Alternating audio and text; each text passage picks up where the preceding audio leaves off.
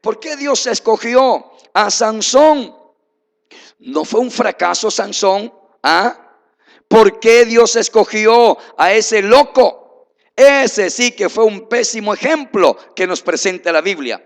Era un melenudo, un mujeriego, decía en el internet. Un pendenciero, un parrandero, un bromista aficionado a las apuestas. Mató, dice la Biblia, a 1000 filisteos con una quijada de burro. Y él mismo hacía burradas, como dice en el libro de los Jueces, los capítulos del 14 al 16.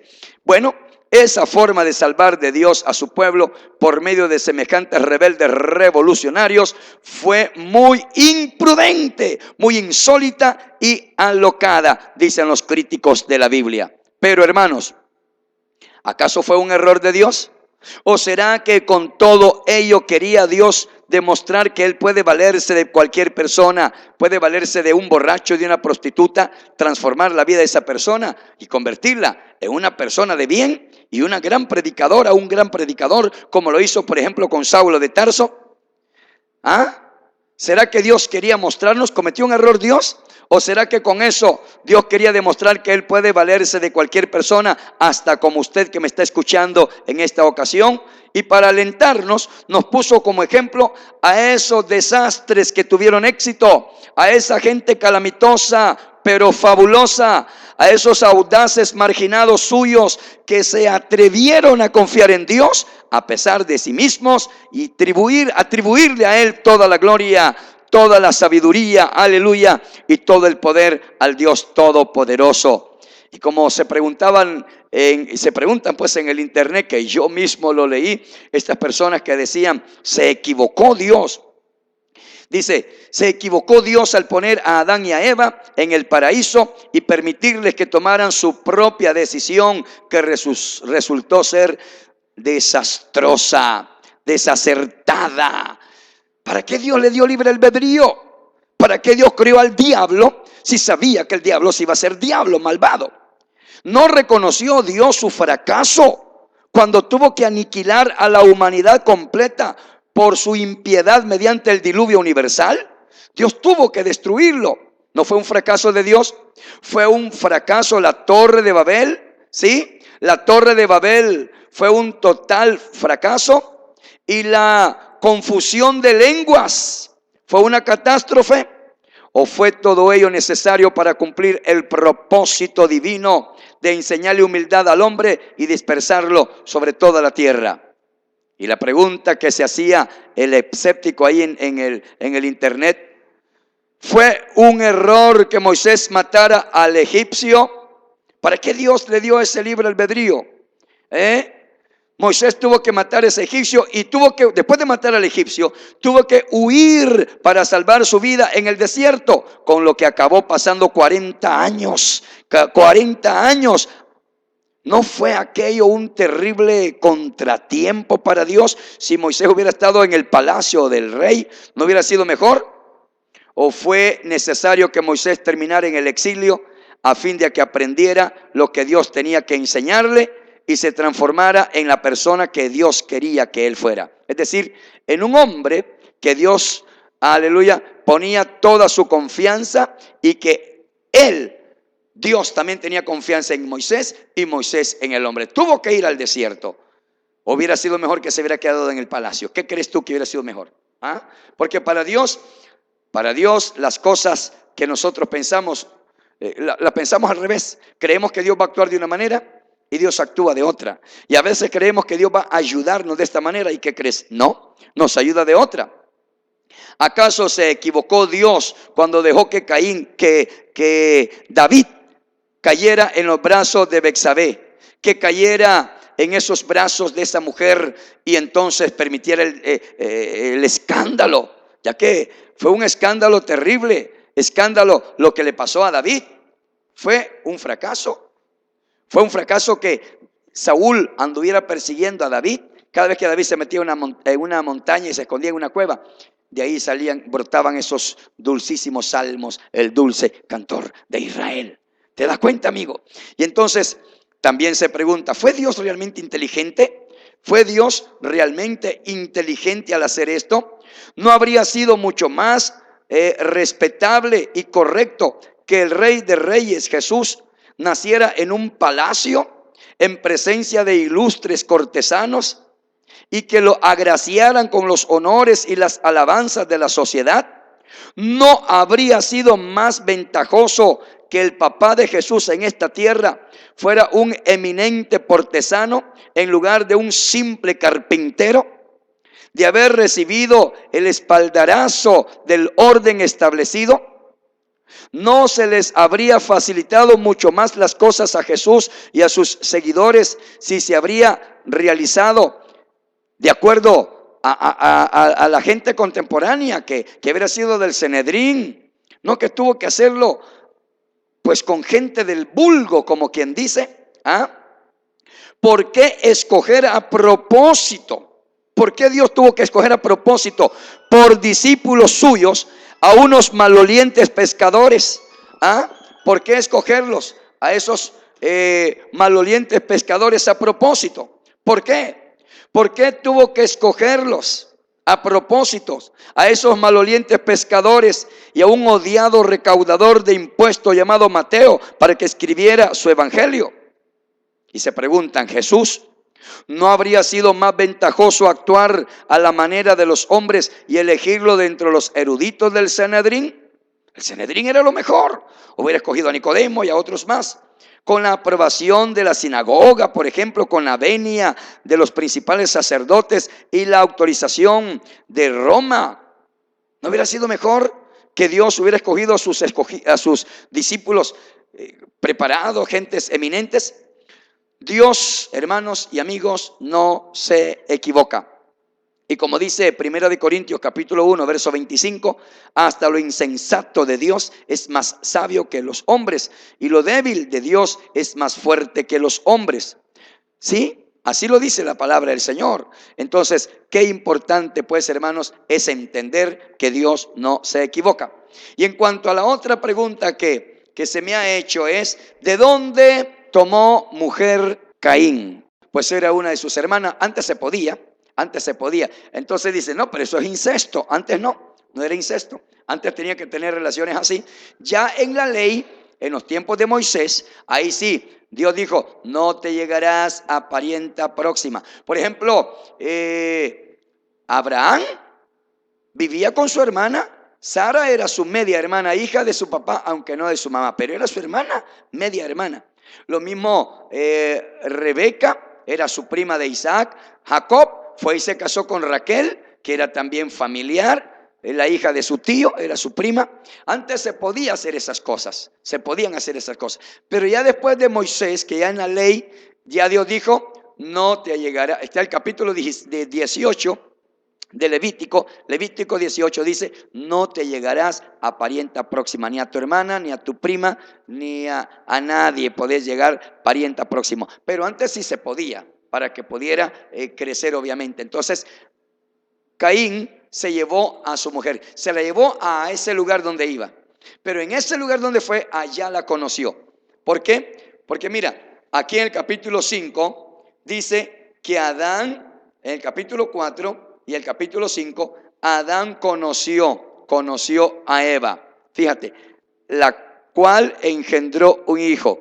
Llamó su nombre Adán y a Eva. Entonces Adán conoció a Adán a su mujer. Miren el capítulo 4, verso 1. Los escépticos quiero que lean ahí ese capítulo 4, verso 1. Dice, y conoció Adán a su mujer Eva, la cual concibió y dio a luz a Caín.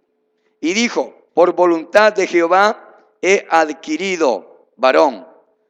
Después dio a luz a su hermano Abel. Fíjate, conoció a Adán a su mujer. No que no la conocía, desde el principio la conoció, desde que estaban en el jardín del Edén. Pero cuando dice conoció, quiere decir tuvo relaciones, tuvo relaciones con ella. Lo mismo con Caín. Caín fue y allá la conoció. No que no la hubiera conocido antes. O sea, allá tuvo relaciones sexuales, pero no que antes no haya tenido relaciones. Desde que se casaron, desde que estaba con Adán y Eva, por supuesto que tuvo relaciones sexuales con su mujer, pero no había engendrado a Enoc. Y el asunto es que A lo mejor Caín tuvo muchos hijos, muchos más, pero nos da el nombre nada más de Enoc, porque dice, mira lo que dice aquí en el capítulo 4, versos 16 y 17, y conoció Caín a su mujer, la cual concibió y dio a luz a Enoc, y edificó una ciudad, y llamó el nombre de la ciudad Enoc, del nombre de su hijo. Y a Enoc le nacieron, ya empezó dice, le nacieron sus hijos también, y allí sigue la descendencia de cada uno de ellos. Pero entonces está aclarado, ¿verdad? ¿Quién fue la mujer de Caín? Su hermana. ¿Cómo es que la conoció allá? Bueno, allá tuvo relaciones, no es que por primera vez la vio. Y lo recalco un montón de veces para que se les quede bien clarito y se entienda lo que estoy diciendo. Entonces, fue su mujer, su propia hermana. Allá la conoció, o sea, tuvo relaciones y le engendró a este hijo Enoc. Espero pues que esta enseñanza no solamente llegue a sus oídos, que conozcan. Y como mirabas, yo estaba viendo ahí en el internet que pues preguntaba, ¿se equivocó Dios? Dios se equivocó al hacer muchas cosas que resultaron ser desastrosas. Y Dios no reconoció sus errores. Bueno, Dios no comete errores, como ya vimos en Isaías 40, verso 28. Dios está siempre en perfecto y absoluto control. No comete errores, no se cansa, no se fatiga. Él es perfecto. Aleluya. Bendito sea el nombre del Señor. Así que la Biblia no tiene ningún error.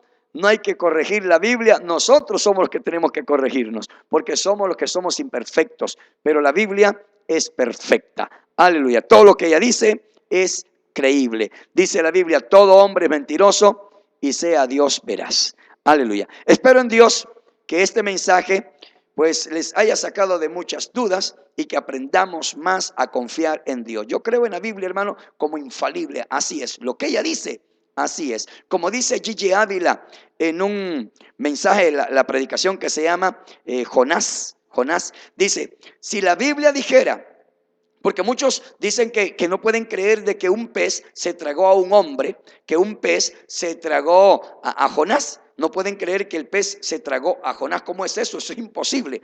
Y dice Gigi Ávila, si la Biblia dijera que Jonás se tragó a la ballena, también lo creo.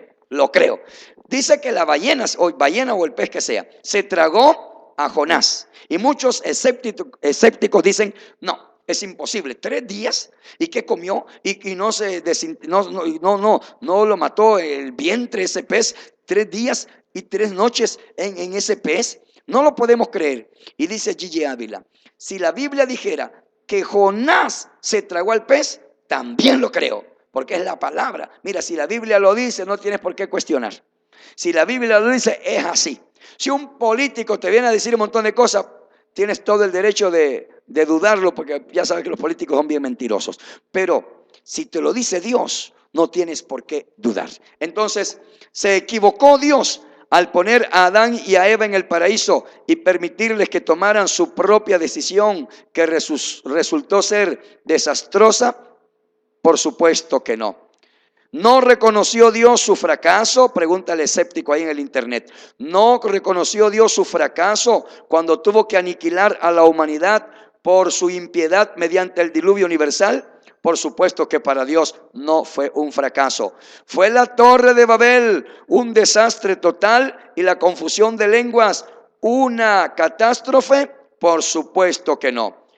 ¿Fue todo ello necesario para cumplir el propósito divino de enseñarle humildad al hombre y dispersarlo por toda la tierra? Por supuesto.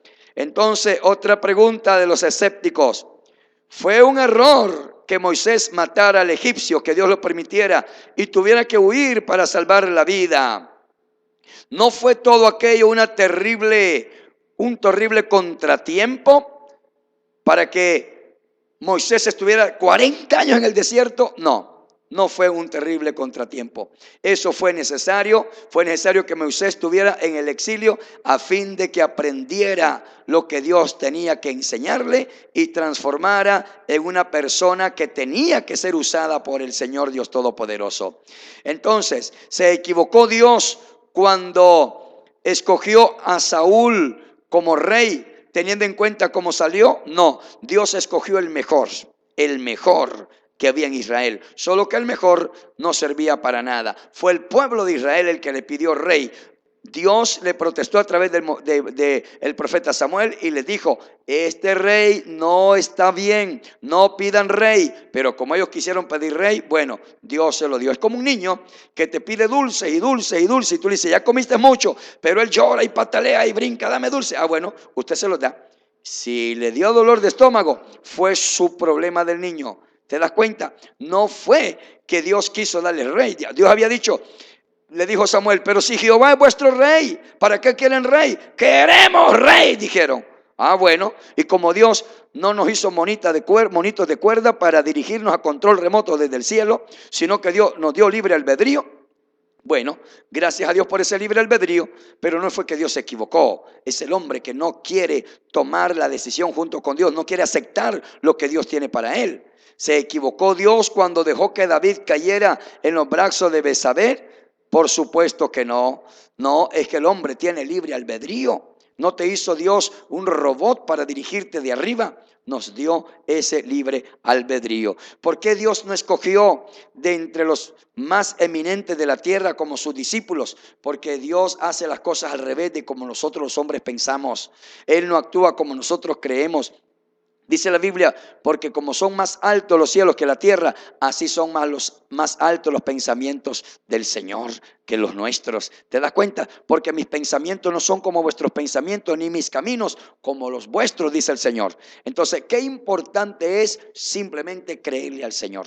Como dijo Gigi Ávila en esa predicación de Jonás, a ver qué día se la ponga, Jonás. Y ahí dice: muchos dudan de que Jonás, que el pez, ese gran pez, se ha tragado a ese hombre y lo tuvo 3 días ahí, luego lo fue a vomitar. Pero si la Biblia dijera que Jonás se tragó a la ballena, también lo creería. Si la Biblia lo dice, lo creo con los ojos cerrados. La Biblia lo dice y yo lo creo. Ahora, si viene un líder que dice que Dios le reveló esto o aquello, ahí sí no se lo creo para nada. Tiene que comprobármelo con la Biblia o no se lo creo. Tiene que comprobar con la Biblia que lo que él está diciendo está ahí. Si no está escrito en la Biblia, no se lo creo. Pero si está escrito en la Biblia, yo se lo creo. Espero en Dios, pues, que este mensaje te llene de fe, te llene de esperanza y de amor en las cosas del Señor. Este que te habla es vuestro hermano y amigo Mario A. Ramírez. Que Dios les bendiga grande y poderoso.